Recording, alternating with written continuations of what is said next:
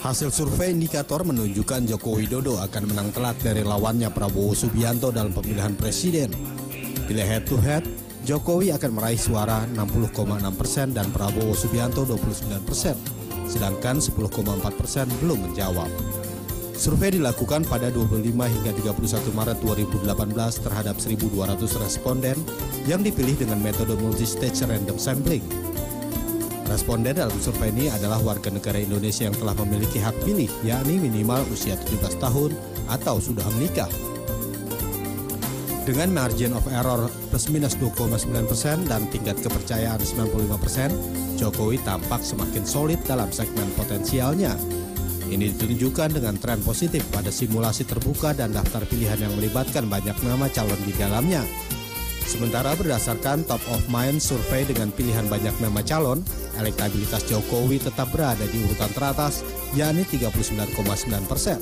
Disusul Prabowo Subianto 12,1%, Anies Baswedan 0,9%, Haritanu Sudibyo, M. Zainul Majdi atau Tuan Guru Bajang, serta Gatot Nurmantio masing-masing 0,7%.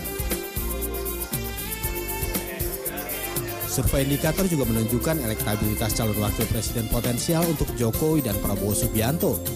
Berdasarkan hasil survei, Agus Harimurti Yudhoyono berada di urutan teratas sebagai calon wakil presiden Jokowi dengan 16,3%. Di urutan berikutnya Anies Baswedan 13%, Gatot Nurmantio 7%, dan Sri Mulyani Indrawati 6,1%. Sedangkan calon wakil presiden potensial untuk Prabowo berdasarkan survei tercatat nama Anies Baswedan 15,1%, Agus Harimurti Yudhoyono 10,8%, Gatot Nurmantio 10,1%, dan Ridwan Kamil 8,7%.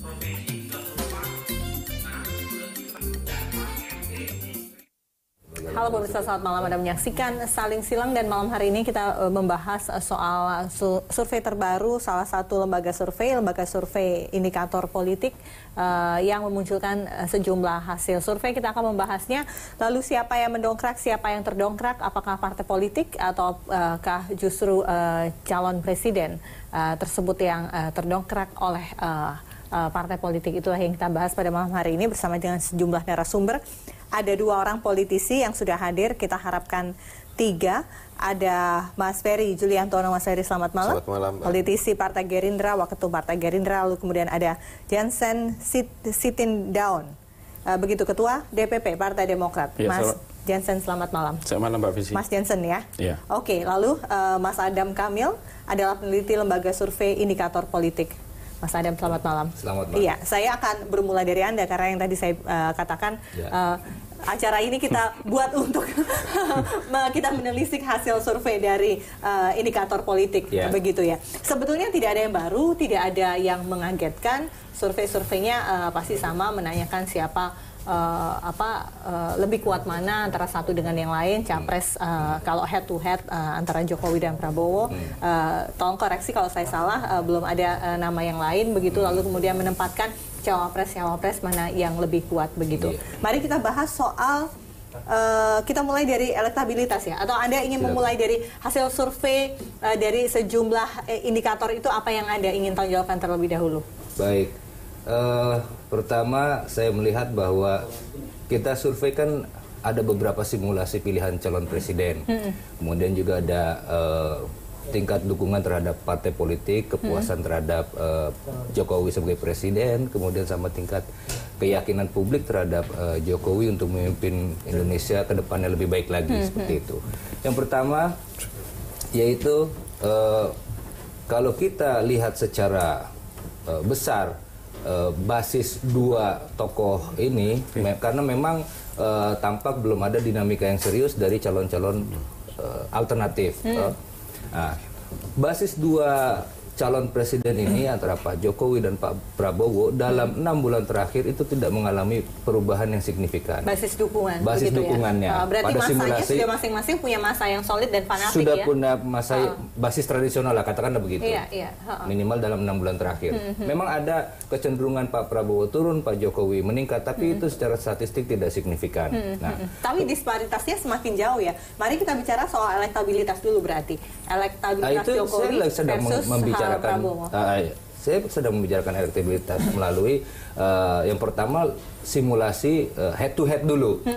Memang dalam beberapa simulasi sebelumnya itu ada peningkatan basis-basis segmen yang potensial bagi Jokowi. Misalkan dalam simulasi top of mind itu mengalami peningkatan dari sekitar 34 menjadi 39%. Kemudian simulasi semi terbuka. Simulasi semi terbuka ini kita daftar seluruh banyak nama.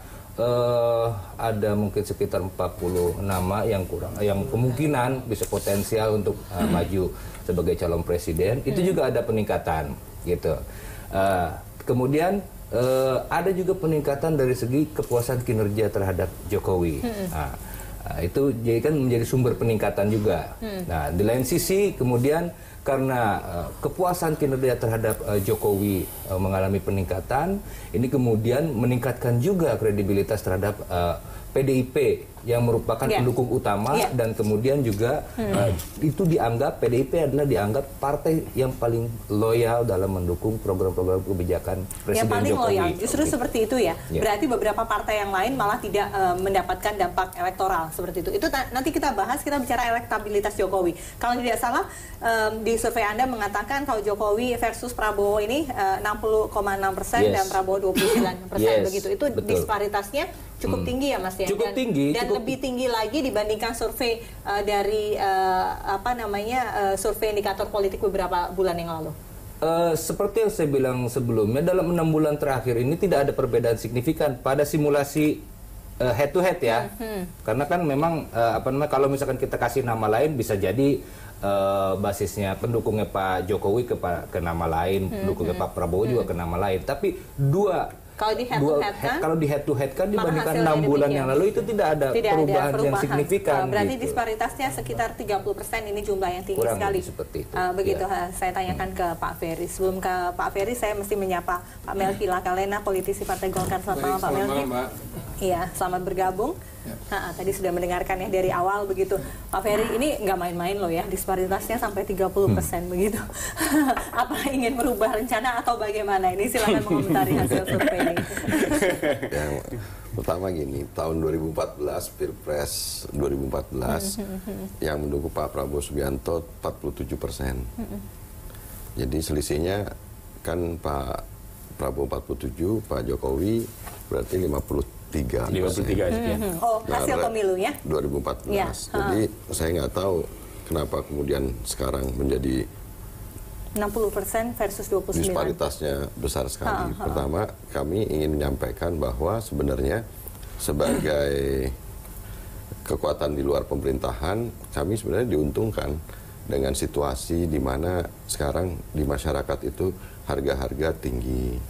Kemudian pajak juga memberatkan, listrik naik, segala macam. Rupiah sekarang sudah nembus 14.000.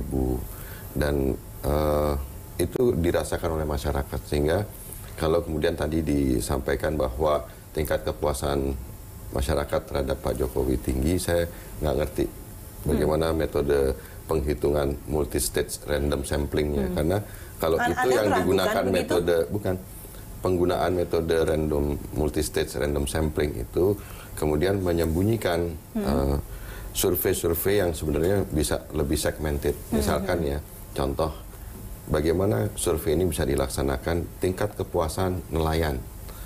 Kalau surveinya dilakukan di tempat bukan nelayan, bisa jadi bagaimana Ibu Susi, masyarakat yang bukan nelayan akan menganggap, wah bagus, ada diledak-ledakin kapal segala macam. Tapi ketika survei itu dilakukan di nelayan, surveyornya belum nanya, apalagi terus kemudian tingkat kepuasan Bu Susi disambit sama nelayan tuh. Karena pertama nelayan sekarang ini kan sudah susah, solar tinggi segala macam. Itu kira-kira pernah melakukan survei di nelayan atau ini hanya asumsi saja? Sekarang kemudian oleh keputusan Menteri dilarang menggunakan alat tangkap cantrang. Mereka susah, menangkap ikannya susah. Nah, multi-stage saya nggak menyalahkan, cuma mungkin lebih baik kalau kemudian metode penelitian tingkat kepuasan itu jauh lebih baik kalau spesifik begitu ya di setiap segmen. Karena kalau enggak nanti jadi salah gitu. Bisa langsung dijawab Pak Adam. Tidak pernah adakah penelitian yang segmented begitu, ditanya ke nelayan, ditanya ke petani mengenai harga beras dan lain sebagainya, mengenai subsidi yang dicabut dan seterusnya? Begitu. Dan apakah itu nanti kalau ditanya surveinya ke orang kota gitu, orang kota keren, ada tato, terus dia ini gayanya funky gitu kan. Salah, padahal kalau ditanya ke nelayan, kebijakannya itu sekarang memberatkan. Oke. Iya. Tapi sebelum kembali ke Pak Adam gitu, Gerindra memang pernah melakukan survei spesifik ya, begitu Anda? Survei aja kira-kira kalau sekarang nelayan, bukan. Saya mengajak justru sebaiknya kalau survei itu dilakukan lebih segmented. Kalau lihat dari secara umum tadi polisinya Bu Susi di Kementerian Perikanan itu kan sekarang ngerem semua, melarang ini, melarang itu segala macam. Nah, pasti nelayan hidupnya nilai tukar nelayan pasti turun kan gitu. Jadi jangan-jangan walaupun nilai tukarnya turun tapi tetap merasa mereka puas terhadap kinerja Pak Jokowi. Orang aneh lagi kalau gitu. Pak Adam silakan begitu. Begitulah persepsi Pak Ferry. Di kelompok masyarakat umum juga ada kelompok-kelompok yang seperti itu gitu, yang lebih terbuka akses informasinya terhadap terhadap sumber informasi. Tapi umumnya pemilih di Indonesia atau penduduk Indonesia itu tidak begitu memperhatikan atau tidak begitu tertarik dengan masalah-masalah politik, pemerintahan, tidak begitu tertarik dengan hal itu gitu. Sehingga menjadi wajar saja, biasa-biasa saja gitu bahwa evaluasi publik dari masyarakat yang seperti itu, karena pada dasarnya masyarakat Indonesia itu sangat baik dalam tapi memberikan pertanyaan persepsi dari Pak Ferry tadi, apakah pernah dilakukan survei mengenai tingkat kepuasan Jokowi, misalnya tingkat kepuasan terhadap kinerja Pak Jokowi kepada nelayan contohnya? Betul, tapi kelompok nelayan itu kan juga sedikit. Tapi pernah tidak? Pernah tidak?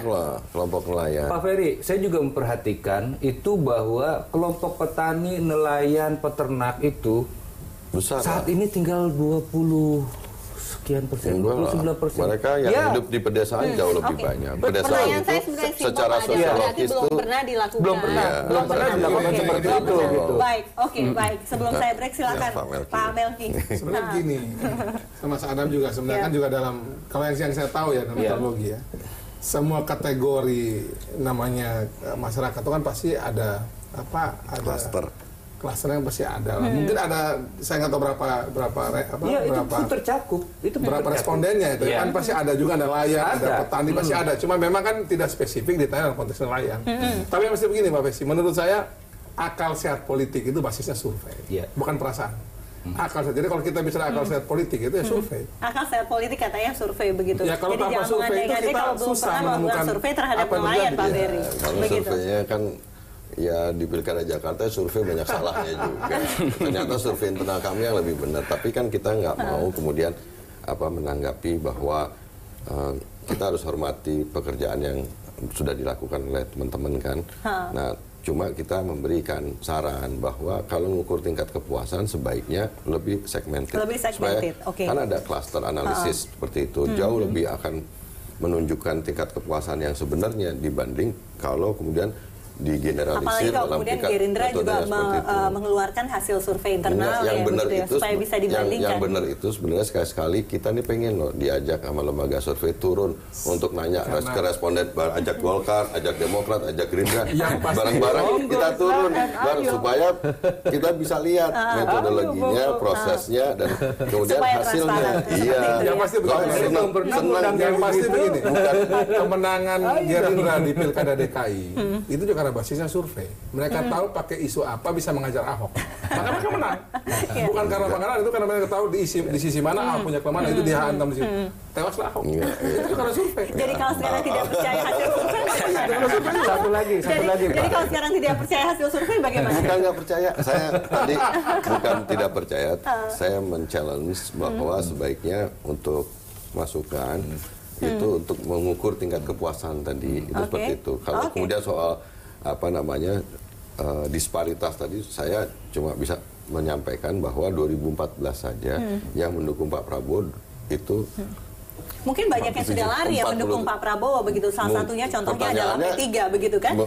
Makanya sekarang gini, yang apakah juga sama yang dukung Pak Jokowi setelah sekarang. Kalau waktu 2014 kan mungkin banyak yang nggak tahu, paling hebat. Nah, tapi kalau sekarang lihat orang, mungkin juga banyak. Nah, swing orang yang tadinya dukung ke Pak Jokowi terus ke yang lain kan juga ada dong. Lebih ada itu. Lebih ada itu kan? Kalau partai P3 ya, dukung P3. partai Golkarnya. Dulu Mas Melki ini dukung Pak Prabowo juga. Nah, sekarang Pak Jokowi. Nah, itu gimana jelasinnya kan? Tadi P3 begitu pindah ke Pak Jokowi, masalah kemudian di internal P3 adalah mampu nggak kemudian elit P3-nya membawa suara umum dari P3 Tapi tadi kalau P3 dan Golkar sudah ke Pak Jokowi, yang kemudian yang dari Pak Jokowi ke Prabowo siapa ya? Dari Pak Jokowi ke Pak Prabowo. Tidak ada, relatif tidak ada. Pasti ada, kalau dicek-cek pasti ada. Ya tadi yang P3-nya tetap Ya. di kita. Golkar sebagian tetap di kita.